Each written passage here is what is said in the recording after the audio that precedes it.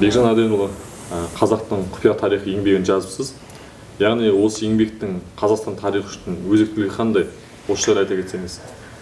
Бұл еңбектің қазақ тарихы үшін жалпы өзекті жері осы қазақ халқының бұрынғы өткен ғұн деп жатамыз ғой, ғұн, сақ, скип деп айтады, үйсін халықтарымен тікелей байланысын көрсетеді. Түркі халықтарымен, түркі қағанатын құрған, көк түрік империясын құрған тайпа, түркі ашиналар дейді ғой, солармен бәрінің ортақ байланысын көрсетеді нақты деректермен қазақ халқының осы атауымен 6 ғасырдан бар екенін Қазақстанда нақты деректермен көрсетіледі, нақты.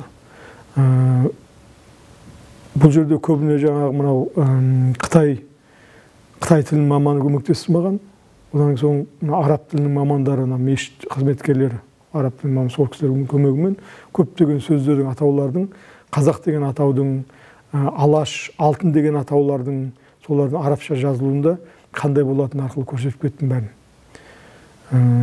Бұның ең өзекті жері қазақ деген халықтың, біз ғұн деп кеттік қой, ғұн деп. Ол ғұн деген халықта негізгі дұрыс аты қоңыр. Ол р деген дыбыс Қытайда жоқ, Қытай халқында р деген дыбыс айтылмайды ешқашанда. Сондықтан олар өзінің р болмағаннан кейін қоң деп кеткен. Қоң деп. Бірақ Қоңырат деген атауда, бір тайпаның атауында ол қоңыр деген сөз сақталып қалған. Мына үйсін мемлекетін билеген топта да қоңыр деген атау сақталып қалған. Осы кейін осы қытайлық атау ықпалымен ол қоң болып қалыптасқан, қоң болып. Бізге белгісіз мағынамен қоң деп айтып жүрміз, негізі қоң деген атау. Осы халық 1-ші ғасырдың басында ешкімге ол емес, жаңағы құпия емес, Қытай империясы, Сәнби одағы, мынау Сәнби дегендер қазір қалмақ моңғолдардың атасы, арғы атасы Сәнби халқы.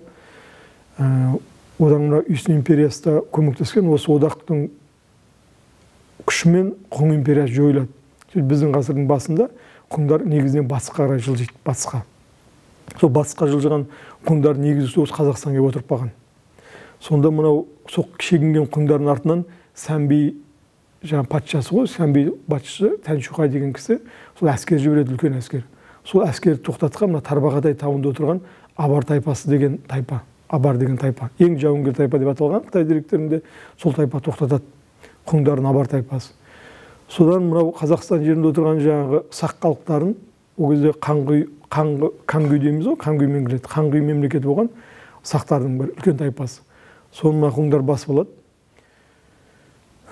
Сол жерде отырған халықты мынау оғыз тілді халықтар болу керек, құңзақ деп атап кетеді. Бізде айтады ғой, Астана жақ, сен жақ, мен жақ деген сөз қолданылады. Сен жақ, мен жақ дегенде Тастарана деген сияқты. Сол сияқты сол жерде Қазақстан жерінде отырған халықты, сақтар мен құңдарын қосқан халықты мына көрші халықтар құңзақ деп атап кетеді. Сол 4-ші ғасырда Абар тайпалар Кавказға барады, Жүжан қағанатын әскер болып Кавказға барып отырады. Қазір Абарси деген халық, Расул Гамзат атақты соның халқы. Сол абарлардың қазір туған жері Күнзақское плато деп аталады. Сол жерде абарлардың ескі қаласы бар, астанасы, Құңзақ деген қала бар, қазір ауыл. Оның орысша мағынасы құң жер деген білдіреді, құн жер деген. Страна Хуноп деп айтылады, или Ухуноп деп перевод жасалады да. Сол абарлар Кавказдан 6-шы ғасырда Европаға кетеді. Иран Визант одағынан жеңіледі да, көбісі сол Европаға барып, қазір орталығы Паннония, қазір Венгрия болған жерде үлкен Абар қағанат деген мемлекет болған. Оны орнатқан хан Қаған Баян деген кісі, ол 8-ші ғасырға өмір сүреді, сол мемлекет Абар қағанаты. Қазір сол жерге абарлар, сол Абар тайпасы өзімен бірге Құңзақ деген атты ол жаққа да алып барады. Венгрияда Күнзақ, Нат Күнзақ, Кеш Күнзақ деген жерлер бар. Оны қыпшақ деп бұрмалайды, ол қыпшақ деген сөз емес, ол Құңзақ деген сөз. Енді ол енді сол Құңзақтың дәлелін айтып отырмын да, ал Қазақстандағы атау 6-шы ғасырда бірінші қызақ болып, ана Құңзақ деген сөздері ұң мен ың әрпі түсіп қалады, ұң деген сөз түсіп қалады да, замандар өте. Бір 300-400 жылда. Сөйтті атау қызақ болып қалыптасады, қызақ. Қазақтан қазақ болып қалыптасады. 6-шы ғасырда соңына қарай анық қазақ атауы болған дәлелі, мынау Қашқар аймағы, кәдімгі Шыңжаң бар ғой, Қашқар. Қашқар аймағында, Қашқар аймағын Қытай деректері Қаса деп көрсетеді. Қаса. 6-шы ғасырда Қаса деп. Қытай халық қазақты Қаса деп айтады. Олар қазақ деп айтпайды, Қаса. Неге? Өйткені Қытай тілінде қазақ деп айту үшін қытайлар Қаса Ақы деп айту керек. қасақы деп айту керек. Сақ деген сөзді сақы деп айту керек. Сондықтан олар бірінші буынды ғана қолданады, жеңілдетіп. Сақ дегенді си дей салады, қасақ дегенді қасақы деп жатпайды, қаса дей салады. Соңғы кезге қазіргі де сөйтіп айтады, қаса деп айтады. Біз қазақтар ренжігеннен кейін барып, кейінгі кезде қасақы деп айтатын болды да. Неге қаса деп айтады? Ол Қытай қазақтарының бәріне белгілі, біздің ғалымдар да оны біледі. Енді мынау тура сол 7-ші ғасырда түркі қағанаты, батыс түркі қағанаты Тбилисті жаулап алады. Кавказ Албаниясын, Закавказьен жаулап алады. Ол историяда бар нәрсе. Сол жерді жаулап алады. Сөйтіп, сол жерге орнығады. Сол барған халық өзін қазақ деп атаған. Оның дәлелі қазір сол Әзербайжанда қазақ деген қала бар, қазақ деген дала бар. Арменияда қасақ деген өзен бар. Қасақ деген анау таудан ағатын сарқырама бар. Қазбек шыңы деген шың бар. Қазбек шыңын сол жерде тұрған Осетинде, Грузинде, Қарашай, Балқарда, Шешен, Ингуште басқаша айтады. Қазбек деп тек қана көрдіңіз бе былай айтқан кезде. Енді Әзербайжан ғалымдар айтады, қазақтар қызық дейді. Өздерін 11-ші ғасырдан кейін Қыпшақтың бір тобынан пайда болды деп айтады дейді. Бізде араб тарихшыларының дерегі бойынша қазақ қаласы 8-ші ғасырда Қазар қағанаты мен халифаттың әскери бекінісі болған дейді. 8-ші ғасырда салынған дейді, қазақ қаласы дейді. Көрсетті анық. Айтады, ол деген не дейді? 7-ші ғасырда қазақтар бізде өмір сүргенін көрсетеді дейді. Енді 9-ші ғасырда Византиян императоры Константин Багряния-Родный деген кісі император баласына империяны билеу деген өсиет жазады. Өсиет кітап. Сол үшін қарап отырсаңыз, екі Кавказдың ортасында, үлкен Кавказ бен кіші Кавказдың ортасында, қазір Қалқида даласы мен Кура-Араксин даласы деген Әзербайжан жеріндегі сол далада халықты страна Касахия деп көрсеткен. Касахия елі деп көрсеткен. Көрдіңіз бе? Анық көрсетеді. Енді 10-ші ғасырда сол жерге Әл-Масуди деген арабтың тарихшысы, биографы келеді. Ол кісіні мұсылман әлемінде араб тарихшылардың атасы деп атаған, былай шыққан тарихшылардың имамы деп атаған кісі. Сол кісі келіп сол жерде халықтар жайлы жазады. Сол кісі сонда айтады, ол бірақ кашак деп жазады. Ол орысша аудармасы кашак деп бергенде, мүмкін арабша шин мен син әріптерінің ұқсастығынан касақ емес, кашак деп аудармашы аударған болуы мүмкін. Мен білмеймін енді ол жағын. Өйткені түпнұсқасын қараған жоқпын арабша. Бірақ аудармасын, сонда кашак дейді. Айтады, мына кашақтар дейді, кашактар дейді. Осы жердегі халықтар ішінде ең сұлуы дейді. Өйткені бұлардың беттері дейді, тазалау дейді. Көрдіңіз бе? Беттер тазалау дейді. Беттер жүндес емес дегенде, жүн аз дегені. Ол дегені 7-ші ғасырда түрік қағанатын әскер болып келген қазақтар сонда қалды. 10-ші ғасырда араб келіп отыр. 300 жылдың ішінде ол қазақтар өзінің келбетіндегі азиаттық нышанын жоғалтқан. Біздер сияқты азиаттық келбетті емес, ол жаңа кәдімгі айтқанда өзбек, тәжіктерге келетін қатты кавказдық емес, орташа деңгейде болған. Соны айтып отыр, бұлар өте сұлу, өткен беттер тазалау дейді. Ал енді 12-ші ғасырда сол қазақтарды грузин патшасы Давид Строитель қуғынға ұшыратады. Қуғынға ұшыратады. Сонымен олардың біразы Әзербайжанға келеді, біразы мынау Иранға кетеді. Кейін Иранда казак әскері деген болған, мұсылман Кавказдан келген мұсылмандардан құрылған казак әскері деген болған кейінгі замандарда. Солардан құралады. Одан кейін жаңағы Әзербайжан жеріне келеді. Одан кейін Масуди айтады да, көрсетеді, Масуди әдем көрсетеді. Қазақтар екі бөлініп қалған көрсетеді 10-ші ғасырда. Қалқидада, қазір Грузияда Қалқида даласында отырғандары, олар язычниктер дейді. Айтқан мұсылман емес дейді да, христиан емес, мұсылман емес, язычниктер дейді. Ал қазір қазақ қаласы тұрған орталық қазақ қаласы болған бөлігін Әзербайжанда олар мұсылман дейді. Олардың қару булава дейді.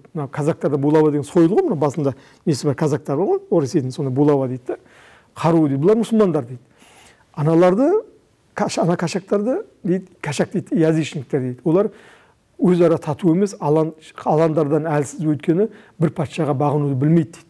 Руға бөлініп кеткен деген сөз ғой. Бір патшаға, егерде бұлар бір патшаға ортадан сайрап бағынғанда, оларды ешкім ренжітпес еді. Оларды ешкім жаңағы ысырмаш еді дейді да, сөйтіп өкінішін білдіріп кетеді. Мінездің кашақтық мінезді көрсетті жаңағы.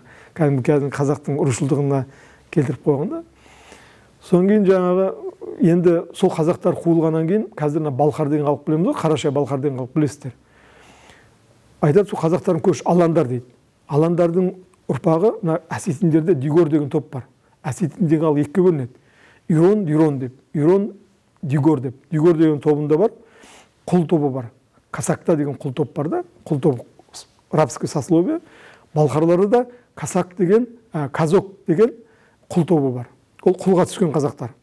Негізінен бұл қазақтар көшеде де қазір оңтүстік Ресейдің жеріне барып отырады. Сөйтіп Украина мен оңтүстік Ресейде жер бар ғой, дала, үлкен дала. Донның бойы, Дон Днепрге дейін созған дала, соның бойына барып отырады. Ол жерде отырған бұлғар тайпалары ішкі Ресейге қарай кетеді. Мыналар келгеннен кейін сырылаттар ғой. Сол қазақтар кейіннен 17 ғасырдан кейін славян тілді халыққа айналады. Түсіндіңіз ба? Славян тілді халыққа айналады. Неге? Шіркеу тілі арқылы. Шіркеу тілі арқылы православие қабылдайды, сөйтіп кетеді. Сол Закавказда отырған қазақтардың солтүстігінде тағы қазақтар отырады. Олар қазір Северный Кавказ дейміз ғой, Чечня, Осетия деген жерлер бар ғой. Чечендер негізі Грузияда отырған, Масудин дерегі бойынша. Осетиндер де Грузияда отырған. Сол қазақтар өзінің солтүстігінде отырған қазақтары теріскей қазақтар деп атайды. Бізде теріскей деген білесің ғой, солтүстік деген білдер, теріскей, теріс жақтағы деген, оңтүстік жақ, теріс жақ деген, теріскей деп айтады қазақта, солтүстік теріскей деп айтады. Теріскей қазақтар дейді. Ол дегендер кәдімгі теріскей казаки дейді ғой қазір, теріскей казаки дейді ғой, солар. Енді ол тарихшыларға ол құпия емес. Академик Бартольд айтып кеткен, ол кісі анық жазып кеткен, казактардың шыққан тегі қазақтардан, киргиз қайсақтардан деп жазып кеткен. 19 ғасырдың өзінде ежелгі тарихшылар бүйтіп жазған: в стародонском говоре очень много слов и выражений, похожих на киргизо-кайсақских деп анықтап жазып кеткен. Стародонский говор деген ескі дон сөздері, дон казактардың сөздері деген ғой. Бұл осыны мен анықтап көрсеттім. Олжас Сүлейменов ағамыз анау Азия кітабында бүйтіп жазады. Ол кісі тілді жақсы еткен кісі ғой, бүйтіп айтады да, мынау европалық тілдерге қарағанда түркі тілінің ең айырмашылығы, түркі тілі өзін жоғалтпайды дейді, замандар өте жоғалтпай сақталып алады дейді. Мына Мұрат Әжи деген қазір құмық ғалымы ресейлік, ол да айтып отыр. Түркі тілі жоғалмайды. Біздің сондықтан бүкіл ескі қоңдардың терминін, үйсіндердің терминін болсын, сақтардың терминін қазақ тілінен іздеу ол заңды нәрсе. Бүкіл бұрынғы Совет өкіметінде болған халықтардың ішінде тек қана қазақ тілінде ғана диалектика жоқ. Жоқ ешқандай. Мына қарақалпақ тілі мен ноғай тілі негізінен ғалымдар қазақ тілін диалектісіз деп мойындайды. Ал негізі қазақтың өзінің ішінде тілдің айырмашылығы жоқ. Грузинде 18, орыста 3, мына өзбекте 20-дан аса бар, қырғызда да бар 6-ы. Бірақ қазақта жоқ. Енді өзіңіз ойлаңыз, осыдан 5000 жыл бұрын Қытай деген халық болмаған. Қытайлардың аталары, олар қытайлар айтады, біздің жартылай аңыздағы аталарымыз деп айтады. Біздің арғы аталарымыз дейді, Ся деген князь құрды дейді, Ся деген, екі әріп, Ся деген мемлекет құрды дейді, Қытайдың орнында. Олар жанындағы көрші халықтармен ұдайы соғыста болды дейді. Көрсетеді, өз аталары төменгі алқапта өмір сүрген, ал таулы орманда алқаптарды жүнді деген халық өмір сүрген. Жүнділер дейді, қызыл шашты албастылар дейді. Жаңағы жүнді болған көрсетті деп айтқанда, қызыл шаштары қызыл болған, көздері көк болған, соны албастылар, тау халқы болған, тау болған орманды таудың, Қытайдың тауы Кавказ сияқты емес, ол орманды болады. Орманды таудың тұрғындары дейді. Соны айтады, сол жүнділердің солтүстігіндегі құрғақ далада дейді, Хун Юи деген халық бар дейді. Хун Юи деген. Бұл 5000 жыл бұрын осыдан. Енді қараңыз. Жүнді деген сөз нені білдіреді? Жүнді дегенді білдіреді. Кәдімгі Кавказ халықтарын, батыс өлкенің қазақтары, біздің батыстың қазақтары жүндестер деп атайды. Жүндестер, бірақ сөзмен айтады, жүндестер. Оны жүнді деген сөз деймін да. Енді ана халық жүнді деген сөз. Өйткені ол жүнді болған. Түсіндің бе? Жүнді қызыл шашты албастылар дейді. Шаштары өскен, жүнді болған, тау халқы болғаннан кейін. Енді олар солтүстікте құрғақ даланың халқы, өзіңіз білесіз, қоңыр түсті болады. Біз сияқты қоңыр түсті. Өйткені даланың желі қақтап, дала ғой енді ол қоңыр түсті. Олар қоңыр деген. Қазір қоңыр деген сөзді қоңыр деген. Қоңыр үйі деген сөзді Қытайда ірі әрпі жоқ, олар бұны жүрген Хун Юи деп көрсетеді. Қоңыр үйі деген тайпа. Көрдіңіз бе? Қоңыр үйі. Ол кезде ол заманда тайпа деген арабтың сөзі жоқ. Тайпа деген негізі арабтың сөзі, ру деген Иранның сөзі. А бізде түтін, жек, үй деген сөздер қолданылған. Тұқым деген сөздер қолданылған. Көрдіңіз бе? Міне сол жүн деген халықтың аты, кейін жүнді, Қытайлар жүн деп атайды, жүн деп. Сол халықтың ұрпағы мына үйсіндер. Бұл атаудың аты үй жүн дегенді білдіреді. Үй жүн. Кейін үй жүн деген сөз қытайша үйсін деп бұрмаланып кетті. Өзбектерде оны үйшін дейді. Әлі. Өзбектердің тобындағылар үйшін деп аталады. Көрдіңіз бе? Бұл ешқандай аспаннан түскен ештеңе жоқ, бәрі жалғасты халықтар. Мына сақ халықтардың тайпаларын қараңыз, дай дейді, дай. Дай деген тайпа бар ішінде. Ол адай деген тайпа. Өйткені адай десеңіз, а деген әріп түсіп қалады. басқа тілдегілер д-ны естиді да, а-ны естімей қалуы мүмкін. Түсіндіңіз ба? Оны жазған ерте грек ғалымдары дай деп кеткен. Ол фактически адай. Қан құю деп көрсетеді. Білесің ғой, қан құю деп. Ол қан құю деген тайпа. Қан құю, қаңғыған, шетке шыққан. Кейін тайпалар бар, сираки деген тайпа көрсетеді. Сарматтар деп, сираки. Ол сирақ үй деген тайпа, сирақ үй. Мына бізде сирақ деген тайпа бар, сары үйсін кіреді. Қу сирақ деген тайпа бар, сыргелі деген, сырелі деген тайпа ғой. Сырдарияның бойында тұрған тайпа сирақ үй деп атаған. Сирақ деген не ол? Сирақты деген сөз ұзынды білдіреді, ұзын бойлы деген сөз білдіреді. Қазақстанда алып адамдардың мүрдесі табылды ғой, жаңа алып адамдардың, білесің ғой. Енді язиги деп көрсетеді бір тайпаны, язиги. Ол үзігі деген сөз. Ол мына оғыздардың аталары. Үзігі деген үзілген, халықтан бөлінген деген. Өйткені олар парсылармен жақын көрші болғасын, тілдер сәл өзгеше болған. Үзігі, олар кейін үз деп айтады. Бұл үз деген сөзді кейін оғыз қылып жіберді. Оғыз деген халық болмаған. Ол ақ үз деген сөз. Үз деген үздердің билеуші тобын ақ үз деп атаған. Ақ үз. Белый үз деген сөз ақ үз. Сол ақ үз деген сөзді арабта о деген әріп жоқ. Ақ үз деген сөзді аударған кезде кейін бұрмалап, оғыз қылып, осылайша оғыз атауын енгізген. Ол сол оғыз атауы енгеннен кейін оғыздың қайдан шықты? Түркілер мен уғырлардың артасынан дейді. Уғыр деген халық Қазақстанда болмаған ешқашанда. Ол тек қана болжам ғана. Қазақстанда міне солай қарап отырсаңыз, міне түркілерді айтамын. Түркілер, мен сізге бұл кітаптың ең бір қызық жері Асуя деген тайпа болған. Мен саған бір қызық айтайын. Ең бір қызық нәрсе, ең бір керемет нәрсе Асуя деген тайпа болған. Тура осылай Асуя деп аталған. Соған мен айтқанда жағамыз сенді. Бәрі білет Қоң халқында 24 тайпа болған. 24 тайпалы Қоң империясында 4 тайпа ғана таңдаулы болды дейді. 4 тайпа ғана мемлекет ісіне араласа алды дейді. Қалған 20-сы қарапайым болды дейді. Ол 20 тайпаның да өз көсемі болды, өз әскері болды. Бірақ мемлекет ісіне, Қоң империясына олар араласқан жоқ дейді. Көрсетеді Қытайша. Мынау тайпа деп. Көрдің бе? Сол тайпаның ішінде мен Асуяны тауып алдым. Патшалық құрған сол Асуя тайпасы. Кейін ол Асүй деп аталды, Ас деп аталды. Енді тек қана осы уақытқа дейін сол тайпа билеп келді. Бұл заман емес, ислам дініне дейін. Ислам діні орнағанға дейін біздің аталарымыз ақ қара болып бөлінген. Қаралық топ деген тайпалар болған. Қаралық топтағы тайпаларды кейін Қарлұқы деп бұрмалап жіберді. Қарлұқ тайпасы деп. Қарлұқ деген тайпа болмаған. Ол қаралық деген сөз. Түсіндіңіз бе? Қаралық деген сөз бен Қарлұқ деген сөз арабша бірдей жазылады. Оны қаралық топ просто тайпалардың көбісі қаралық халықтар қаралық топқа кіргізгенде билеушілер өздерін ақ тайпа деп атаған, ақ түтін деп атаған. Ақ түтін деген сөзді оқ бүтін қылды. Осылай бұрмалаулар өте көп болған. Сондықтан біз тарих тани алмай отырмыз. Енді Гумилевтің өзі жазады.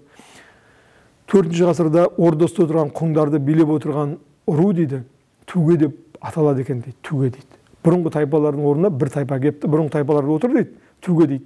Мен сізге айтайын, Туге деген сөз Қытайда ыр деген әріп жоқ. Ол не деген сөз? Ө деген әріп жоқ, і деген әріп жоқ. Төргі деген сөз. Төргі деген қазақша жоғарыдағы деген сөз. Дұрыс қой, төргі. Жоғарыдағы, верховный деген сөз біледі орысша айтқан кезде. Міне Асуя тайпасының рулары көбейгеннен кейін соның қан шығатын қанның руы, соның ішінде қанның руын төргі деп атаған. Оны қытайша Туге деп көрсеткен. Т-У-Г-Е, Туге деп. Көрдіңіз бе? Ол халық Төргі Асуя деп аталған. Төргі Асуя деп аталған. Көрдіңіз бе? Төргі Асуя деген атау кейін тарихқа бұрмаланып, ол әріптер жоқ болғандықтан бұрмаланып не деп келді? Түркі Ашина деп келді. Ол Төргі Асуя деген. Осы оғыштап айтқан кезде Түргі Ашуя деп келеді, Ашуя. Соны Түркі Ашина болып кетті. Көрдіңіз бе? Сөйтіп ол бар болған 500 семьяның Алтайға келгені айтылады, аңыздар бойынша. Ол Құң ханзадасының баласы екені айтылады. Орнына қойсаң, міне анық шығады. Ол заманда мемлекет билеуші тайпаның атауымен атымен аталған. Сондықтан Түркі тайпасы билегеннен кейін, оның қазақ халқы көлеңкеде қалып кеткен көрінбей. Бірақ тура сол 6-шы ғасырда Қашқар аймағы Хаса деген атауы бар. Анау Индияға дейін барған түркілердің әскері болған халықты Халаж, Хилж деп көрсетеді. Ал Халаж, Хилж деген сөз қазақ деген үшеуі бірдей жазылады арабша. Көрдіңіз бе?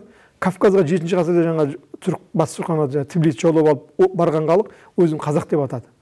Олар үйтіп аталмаса, қазақ деген атауы қалмас еді. Көрдіңіз бе? Міне осының бәрін жасыру үшін Қыпшақ атауы қолданылды. Көрдіңіз бе? Қыпшақтар 11 ғасырда ғана келді. Қыпшақтардың деректегі ең алғаш тарихта ең алғаш тарих сахнасына шыққан көрінген жері ол Селенги жазбасы. Селенги жазбасы Моңғолияда. Ол жазбада қыпшақтардың бір тайпа емес, халық екенін көрсетілген. Қыпшақ халқы екенін, оның көптеген тайпалар одағы екенін көрсетілген. Көрдіңіз бе? 14 ғасырдағы араб тарихшылар жазып кеткен Қыпшақта 11 тайпа бар екен. Көрдіңіз бе? Қыпшақтар қазақ атауын мойындамаған. Өйткені олар ол Байқалдан келді. Ол атау қалай қалыптасты менің ойым бойынша? Бұл жақта жаңа Құңзақ деп атады дедім ғой, қазақты Құңзақ деп. Құңзақ деп атады, кейін оң деген сөз түсіп қалды да қазақ бол, одан қазақ болып қалыптасты дедім да. Дұрыс па? Бұл халықтың құрамына сақтар да кірді. Кейін көшпенді үйсіндер де келді да, сол үш халықтың үлкен қосындысы болды. Алтын тамыр болып қалды. Көрдіңіз бе? Ал енді Қыпшақ деген халық, ол анау құңдар, анау Аргун, Амурск облысы деген білесіз ғой, анау жоға қиыр шығыстағы. Сол жақта бөлініп қалған құңдар. Қорытындылап жіберсеңіз.